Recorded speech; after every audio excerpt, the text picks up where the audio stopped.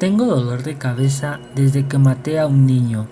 Aquella confesión resonó en el plato de talk show de Jim Dunbar, en la cadena norteamericana KBO. Un desconocido que se hacía llamar Sam y que los medios ya habían bautizado como el asesino del Zodiaco, había llamado al programa para pedir ayuda a su presentador. Necesitaba atención médica. Decía matar para librarse de las terribles migrañas que le atormentaban.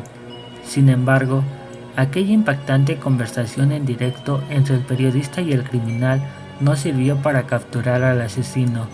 Zodiac pedía a gritos para aquella cacería, mientras las autoridades se esforzaban en descubrir su verdadera identidad. En aquel momento, el homicida había perpetrado ya 3 crímenes a sangre fría en la costa de California. Uno de los crímenes más aterradores cometidos por este asesino sin rostro fue el de Darlene Ferrin, camarera de un restaurante italiano, que sentía que alguien la observaba y la perseguía desde hace un tiempo atrás. Vivía con miedo y no dudó en contárselo a su entorno. De hecho, hubo un fin de semana donde ese terror se acrecentó. La joven dio una fiesta en su casa en la que invitó amigos, familiares y aparte del vecindario. Sin embargo, se presentó un desconocido. Era alto, corpulento, bien vestido, cabello rizado y con gafas. No dejaba de observarla sentado en una esquina y tampoco se relacionaba con nadie.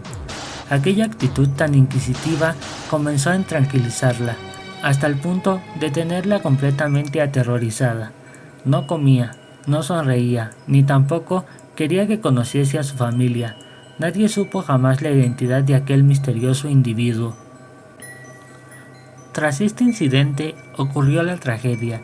Era el 4 de julio de 1969, día en el que Darlene había hecho varios planes con su marido, parientes y amigos. Aquella noche era especial. Se dirigía a Miss Fuegos Artificiales y su hermana Linda era una de las participantes. La camarera quería tenerlo todo listo para la ocasión, pero un hombre la estaba buscando. Aquel desconocido que tanto temía Darlene insistía en hablar con ella.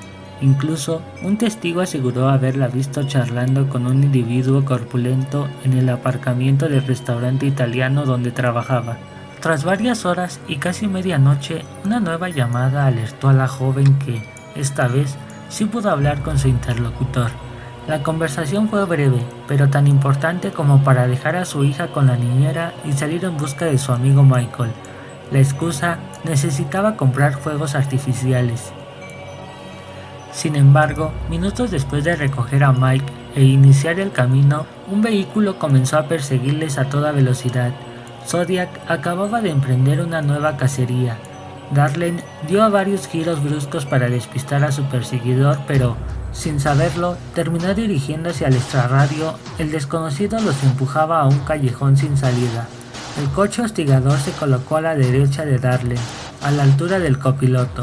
No veía de quién se trataba, solo una silueta inmóvil que los miraba fijamente. Aquella figura alta y de cabeza grande le resultaba muy familiar. Entonces Darlene sintió pánico y reanudó la marcha. En unos segundos, el vehículo les cortó el paso con una maniobra habitual de la policía. El desconocido se bajó del coche y con una linterna en la mano se acercó a la pareja. Zodiac disparó su pistola hacia el interior del coche. De las 9 detonaciones, 2 fueron a parar a Mike, pero 7 impactaron en Darlene, 4 en los brazos y el resto en la espalda, el pulmón y el ventrículo derecho del corazón. La camarera terminó por desplomarse sobre el volante. Cuando parecía que todo había terminado, el desconocido volvió a arremeter contra Darlene. 2 tiros más para rematarla. Aquí fue cuando entonces su amigo consiguió reconocer al homicida. Era el perturbador hombre de la fiesta. Tras el crimen, el asesino inició su particular periplo telefónico con la policía. Llamó al departamento de policía de Vallejo para informarles del asesinato y darles la dirección exacta donde podían encontrarles. Además, confesó ser el autor de un crimen del año anterior, el lago Herman, donde perdieron la vida otros 2 jóvenes. Zodiac colgó antes de identificarse. Los chicos del lago Herman, a los que se refería el asesino, eran Betty Lou Jensen y David Faraday. de 17 y 16 años, respectivamente. Los había acribillado a balazos la noche del 20 de diciembre de 1968, 7 meses antes del asesinato de Darlene. Beth y David fueron sus primeras víctimas. Ante la falta de indicios para iniciar una investigación, la policía aparcó el caso. Después de aquella llamada, todo cambió para este criminal. Ahora necesitaba notoriedad pública, así que decidió ponerse en contacto con algunos periódicos locales. Envió una primera carta al San Francisco Chronicle, Vallejo Times SF Examiner. Las hojas estaban escritas a rotulador, con faltas de ortografía y con una caligrafía pequeña, apretada, fría y en tono muy amenazante. Eran notas con información crucial que solo podían conocer los investigadores y el autor de los crímenes. Pero en la misiva no solo daba detalles de los asesinatos. Zodiac inició un juego. Querían que los periódicos descifrasen un criptograma con 8 filas y 17 símbolos distintos porque allí se escondía su verdadera identidad. Además, la misiva venía firmada con un símbolo muy peculiar, el visor de una pistola. Este signo terminó convirtiéndose en la famosa rúbrica del asesino del Zodiaco en todos sus homicidios. Pese a que el San Francisco Chronicle resolvió el enigma y publicó la solución, el asesino del Zodiaco volvió a matar. Fue el 27 de septiembre y sus víctimas fueron otra pareja, Cecilia y Brian. Ella no sobrevivió al ataque, pero él salvó su vida logrando relatar el suceso e incluso dando un retrato robot.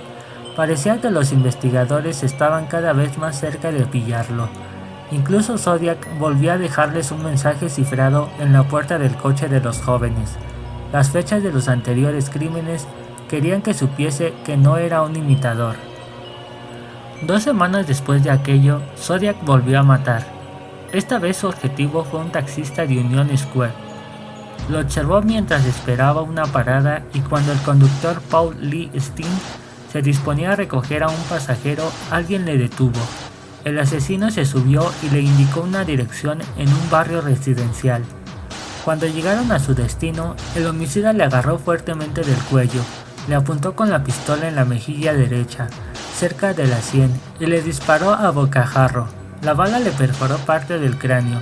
Sin perder tiempo, el asesino se puso en el asiento del copiloto, cogió la cabeza de Steen, se la puso en su regazo y le arrancó un trozo de camisa.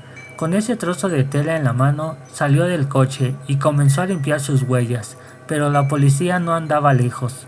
El detective David Toschi no tardó más de 20 minutos en llegar a la escena del crimen. Decenas de agentes peinaron la zona en busca de sospechosos.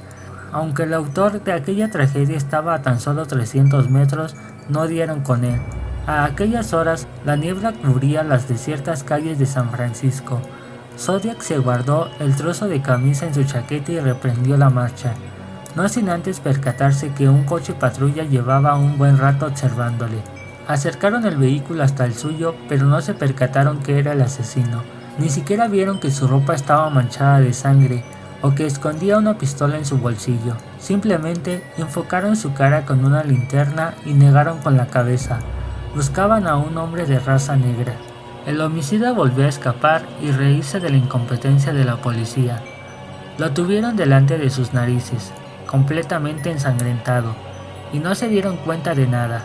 Aquí el asesino, aún más confiado, envía otra a los periódicos de San Francisco. Era el 14 de octubre.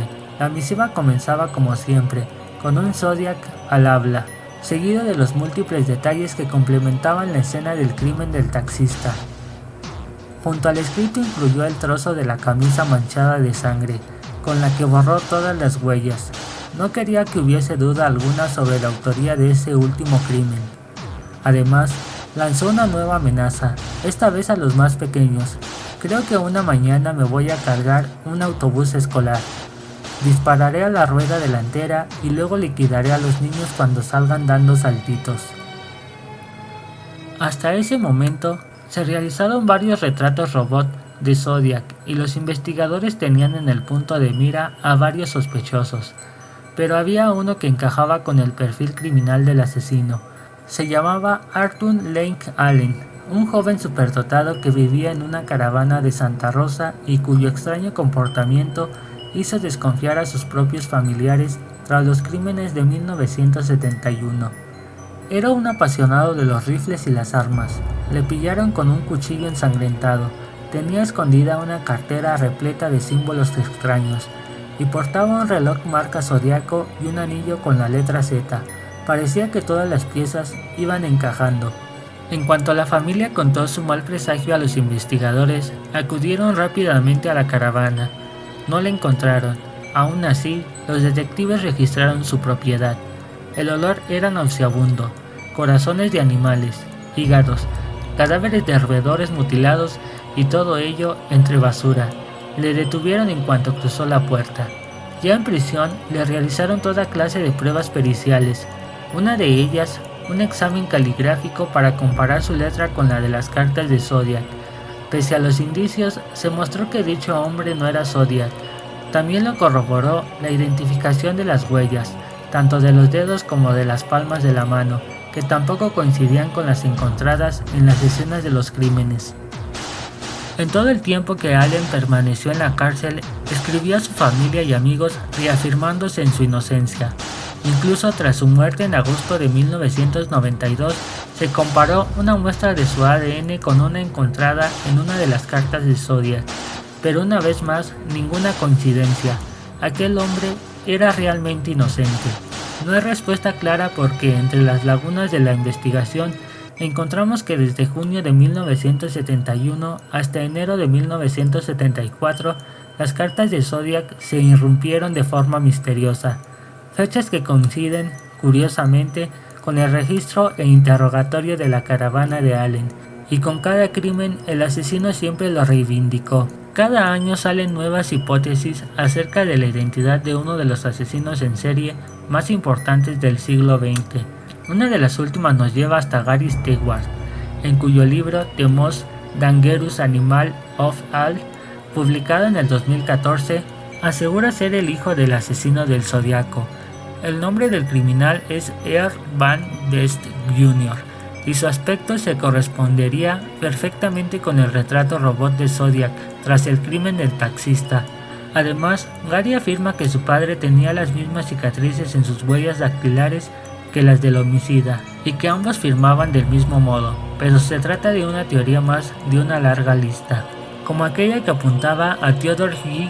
Kaczynski, el científico terrorista apodado Unabomber, que enviaba cartas bomba, como responsable de estos asesinatos seriales. Tras una breve investigación en 1996, se descartó esa posibilidad, aunque el detective privado Tom Boyd tiene claro que el ADN es lo único que podría resolver un caso que trae de cabeza a los investigadores desde hace 50 años. Para Boyd, Zodiac podría estar tomando café a tu lado, podría estar sentado en la parada del autobús. De estar vivo, rondará los 80 o 90 años.